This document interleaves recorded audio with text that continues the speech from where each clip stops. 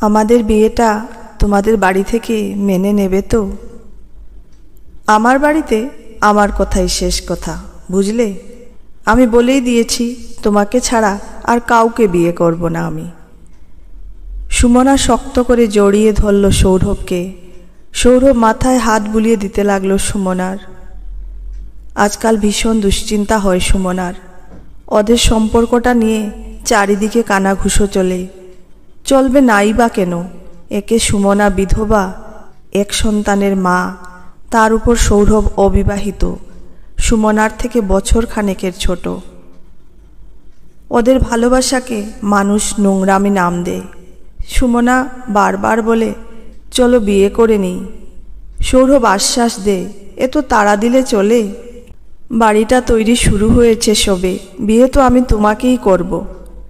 আশেপাশে লোকজন বলে নির্লজ্জ মেয়ে মানুষ, বাচ্চা ফেলে পরপুরুষের সাথে প্রেম করে।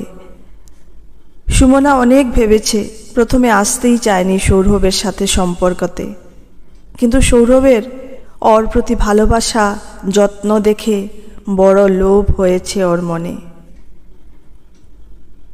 বিয়ের পর মাত্র 6 মাস সংসার করেছিল সুমনা। তারপর স্বামীর মৃত্যুর পর ঠাঁই হয় বাপের বাড়িতে। ততদিনে সুমনা সন্তান সম্ভবা। সৌরভকে ভালোবাসার পর আবারও মনে মনে স্বপ্ন দেখে কপালে সিঁদুর, লাল পাড় শাড়ি পরে নতুন করে শুরু করার। সৌরভ আর সুমনা এক কোম্পানিতে কর্মরত। সুমনা নার্স আর সৌরভ মার্কেটিং ডিপার্টমেন্টের স্টাফ। সৌরভ রোজ খাবার আনে সুমনার জন্য, কখনো ভাত মেখে খাইয়ে দেয়, বাড়ির কাছে পৌঁছে দিয়ে আসে দায়িত্ব নিয়ে। সুমনা মনে ভাবে ওর মেয়ে আর সৌরভকে নিয়ে একসাথে থাকবে। সুমনা বারবার বলে, চলো রেজিস্ট্রি ম্যারেজটা অন্তত করে নিই। সৌরভ বলে, যা হবে ধুমধাম করে হবে, আমি বাড়ির একমাত্র ছেলে, আমার বাবা মায়ের একটা ইচ্ছে আছে তো। সুমনা মেনে নেয় আর ভয়ে ভয়ে অপেক্ষা করে। অন্য কলিগরা সুমনাকে বলে, এই বয়সের ছেলেদের মতিগতি ঠিক থাকে না, বিয়ে করে নে তাড়াতাড়ি। সুমনা বলে যে সে বিশ্বাস করে সৌরভকে। দেখতে দেখতে প্রায় 1 বছর কেটে গেছে। সৌরভের সাথে সুমনার ঘনিষ্ঠতা আরও বেড়েছে। ওরা হাতে হাত রেখে দিগন্তে মিশে যাওয়া সূর্যাস্ত দেখে।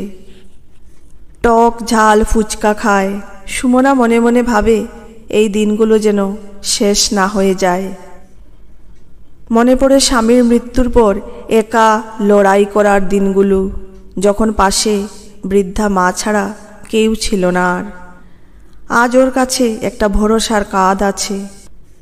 সৌরভ বলে, আর 6টা মাস পরেই বিয়ে করব তোমায়, কিন্তু বাড়িটা কমপ্লিট করতে আরও টাকার দরকার। সুমনা কিছু না ভেবেই নিজের সবটুকু সঞ্চয় তুলে দেয় সৌরভের হাতে। সৌরভ বলে যে রাজপ্রাসাদ বানাচ্ছি, তার রানী তো তুমি। এইভাবে দিন এগিয়ে চলে। সুমনা ঠিক করতে থাকে একদম টকটকে লাল বেনারসি পরে বিয়েতে বসবেও। আশেপাশের লোকজন সুমনাকে ঠেস দিয়ে কথা বলে। সুমনা ভাবে বিয়ের পর সব ঠিক হয়ে যাবে। 6 মাস কেটে গেছে, সৌরভের বাড়ি তৈরি কমপ্লিট। সুমনা শুনল সৌরভ অন্য ব্রাঞ্চে ট্রান্সফার চাইছে। এখন আর সৌরভ সুমনাকে ফোন করে না। সুমনা কল করলে 2-1টা উত্তর দেয়, বাকিটা এড়িয়ে যায়। সুমনাকে সামনে দেখলে আর চোখ তুলে তাকায় না অবধি সৌরভ। সুমনা 6বার কল করার পর রিসিভ করে সৌরভ। সুমনা কান্নামাখা গলায় বলে, কেন করছো এরকম? কি হয়েছে তোমার? তুমি ট্রান্সফার কেনই বা নিচ্ছ? সৌরভ গম্ভীর গলায় বলে, আমার বাড়ির লোক তোমাকে মানবে না, জানিয়ে দিয়েছে। সুমনা চোখে অন্ধকার দেখল। চেয়ারে বসে পড়ে কাঁদতে কাঁদতে বলল, তুমি তো সব জেনেই সম্পর্কে এসেছিলে, তাহলে আজ এসব বলছো কেন? সৌরভ বলল, আমি আমার বাবা মায়ের অবাধ্য হতে পারবো না। সুমনা বলল, তাহলে কেন আমাকে ঠকালে? আমাকে ব্যবহার করে ছুঁড়ে ফেলে দিলে কেন? আমি তো কারো কথা না শুনে শুধু বিশ্বাস করেছিলাম তোমায়, তার এই প্রতিদান দিলে তুমি। সৌরভ বলে ফেলল, বিধবা মেয়েকে কেনই বিয়ে করব আমি? কি আছে তোমার কাছে? সুমনা জড়ানো গলায় বলল, তাহলে তুমিই আমাকে চাইছো না? সৌরভ বলল, না, চাইছি না। তোমারই এত সংসার করার শখ কিসের? ফোনটা ধপ করে পড়ে গেল হাত থেকে সুমনার। তারপর আর কিছু মনে নেই সুমনার। জ্ঞান ফিরতে সুমনা দেখল ওর মা মাথার কাছে বসে, মেয়েটা কাঁদছে অঝরে। সুমনা মেয়েকে জড়িয়ে ধরল। সুস্থ হতে সুমনার কয়েকদিন সময় লেগেছিল।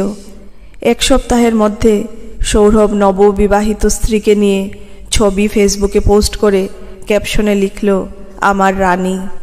একের পর এক পোস্ট করল সিঁদুর দান, মালা বদলের ছবি।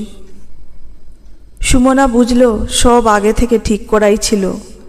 সুমনা এত বড় ধাক্কা খেয়ে বেঁচে থাকার ইচ্ছেটাই হারিয়ে ফেলল। পাশে দাঁড়ালো কয়েকজন বন্ধু। পাড়া প্রতিবেশীরা বলল, বেশ হয়েছে। সুমনার নিত্যদিনের সঙ্গী হলো কান্না আর আফসোস। 4 দেওয়ালের মধ্যে বন্দি রাখল নিজেকে। বন্ধুরা বোঝালো, নিজের মা আর মেয়ের জন্য লড়াই ওকে চালাতেই হবে জীবনের সাথে। ততদিনে সৌরভের রঙিন জীবন, অষ্টমঙ্গলা, হানিমুনের ছবি ফেসবুক জুড়ে। আর সুমনা নিঃস্ব। ওর কাছে কোনো প্রমাণ নেই যে ও সৌরভকে ওর সব সঞ্চয় দিয়ে দিয়েছে বিশ্বাস করে। 15 বছর কেটে গেছে। সুমনা তারপর আর সংসার করার স্বপ্ন দেখার কথা কল্পনাও করেনি।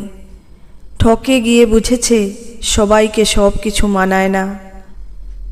একদিন হঠাৎ ওয়ার্ডে পেশেন্ট অ্যাটেন্ড করতে গিয়ে চমকে উঠল সুমনা। এ যে সৌরভ। সুমনাকে দেখতে পেয়ে সৌরভ বলল, তুমি? সুমনা বলল, হঠাৎ হাসপাতালে যে? বাড়ির কেউ এসেছে? ফুঁপিয়ে কেঁদে উঠে সৌরভ বলল, আমার কেউ নেই গো। সুমনা বলল, মানে? সৌরভ বলল, বাবা মা গত হয়েছেন। আমার স্ত্রী পাপিয়ার সাথে ডিভোর্সের মামলা চলছে। প্রতি মাসে মোটা অঙ্কের এলুমনি গুনতে হয়। আমার বাড়ি আমি পাপিয়ার নামে করে দিয়েছিলাম। এখন নিজের বাড়িতে ওঠার অধিকার নেই আমার। ও ওর প্রেমিককে নিয়ে আসে আমার বাড়িতে। ছেলেটার কাছে যেতে দেয় না আমাকে। কতদিন বাবা ডাক শুনিনি। আমার সব শেষ হয়ে গেছে সুমনা। এত অসুস্থ তাও কেউ একবারের জন্য খোঁজ নেয়নি। সুমনা দীর্ঘশ্বাস ফেলে বলেছে, তাতে কি, কোনো বিধবাকে তো বিয়ে করতে হয়নি আর। চলে যাওয়ার সময় সুমনার হাত ধরে সৌরভ বলেছে, আর একটু থেকে যাও। সুমনা বলেছে, আমি তো সারা জীবন থাকতে চেয়েছিলাম, থাকতে দিলে কোথায়? প্রমাণ করে দিয়েছ বিধবা মেয়েরা ভালোবেসে ঠকে যায়, স্বীকৃতি পায় না আর। অথচ কত মনীষীরা বলেছেন আমাদের নাকি ভালো থাকার অধিকার আছে। আইনও তাই বলে, কিন্তু বিশ্বাস নষ্ট করে মানুষ। আমি বেশ ভালো আছি। মেয়ে ডাক্তারি পড়ছে। আমার দুনিয়া ওকে ঘিরে। তোমার জন্য সমাজ থেকে যে ঘৃণা আমি পেয়েছিলাম, আমার মেয়ে তা গর্বে বদলে দিয়েছে। আমার পরিচয় এখন আদর্শ মা হিসেবে, যেটা সবচেয়ে বেশি শান্তির। সুস্থ হলে আমি তোমাকে বাড়ি ফেরার ব্যবস্থা করে দেব। দরকার হলে একজন আয়া খুঁজেও দেব। এর থেকে বেশি কিছু আর করতে পারবো না তোমার জন্য। আর এগুলো করব শুধুমাত্র মানবিকতার বিচারে।